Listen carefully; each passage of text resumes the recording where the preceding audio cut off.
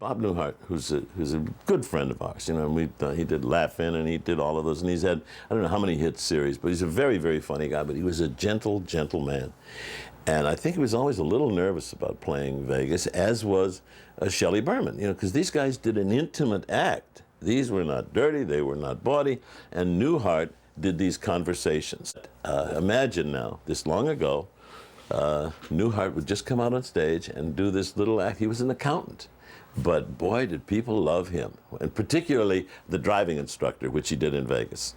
What's the first thing we're going to do before we pull out into traffic? Well, what did Mr. Adams do before he let you pull out into traffic?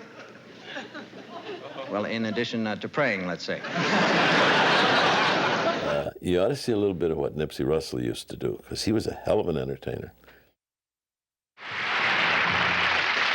Mother Nature and Father Time just can't get together, it seems, because by the time we learn the game, we're too old to make the teens. And for those of you who are pushing 40, or dragging it behind you, and you young people still in the throes of your academic pursuits, I say, continue your knowledge, go on into college and stay there until you are through. If they can make penicillin out of moldy cheese, they can make something out of you. I had seen Rona Martin in Palm Springs at the Chi-Chi Club down there.